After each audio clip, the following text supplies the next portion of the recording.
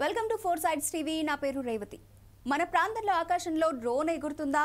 అయితే డౌట్ పడాల్సిందే, హైలైట్ కావాల్సిందే. మన దేశంలో ఉగ్రవాదులు స్మార్ట్ అయ్యారు.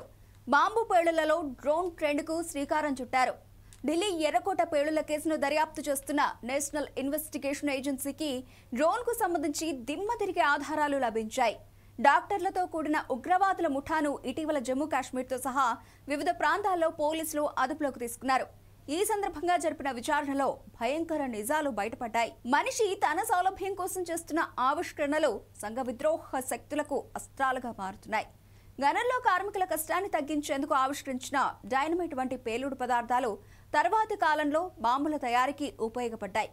ఇప్పుడు సరుకు రవాణాను సునాయాసం చేసేందుకు ప్రతికూల పరిస్థితుల్లోనూ నిత్యావసరాలు, ఆహార పదార్థాలను ఇబ్బంది లేకుండా అందించేందుకు శాస్త్రవేత్తలు ఇటీవల డ్రోన్లను ఆవిష్కరించారు.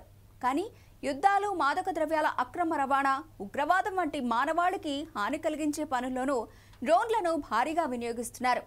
ఇప్పుడు ఉగ్రవాదులు కూడా బాంబు పేలుళ్ల కోసం డ్రోన్ సాయాన్ని తీసుకుంటున్నారన్న సమాచారం దిగ్భ్రాంతిని కలిగిస్తోంది. ఎర్రకోట వద్ద జరిగిన బాంబు పేలుళ్లలో అమ్మోనియం నైట్రేట్తో పాటు టీఏటీపీ వంటి ప్రమాదకర పేలుడు పదార్థాన్ని సైతం వినియోగించారు. ఇలాంటి బాంబులను పశ్చిమ మధ్య ఆసియా దేశాల్లోని ఉగ్రవాదులు, తిరుగుబాటు గ్రూపులు తయారు చేస్తున్నాయి. ఇజ్రాయెల్పై ఇటీవల పాలస్తీనాకు చెందిన హమాస్, లెబనాన్కు చెందిన హిజ్బుల్లా గ్రూపులతో పాటు ఇరాన్ కూడా డ్రోన్ల సాయంతో బాంబుల వర్షం కురిపించాయి. ఇజ్రాయెల్ యాంటీ డ్రోన్ వ్యవస్థకు సైతం ఈ డ్రోన్లు చిక్కలేదంటే వాటి టెక్నాలజీని అర్థం చేసుకోవచ్చు. మన దేశంలో బాంబు దాడులకు సైతం ఉగ్రవాదులు ఇలాంటి డ్రోన్లను వాడేందుకు సన్నాహాలు చేస్తున్నట్లు ఎన్ఐఏ విచారణలో బయటపడింది.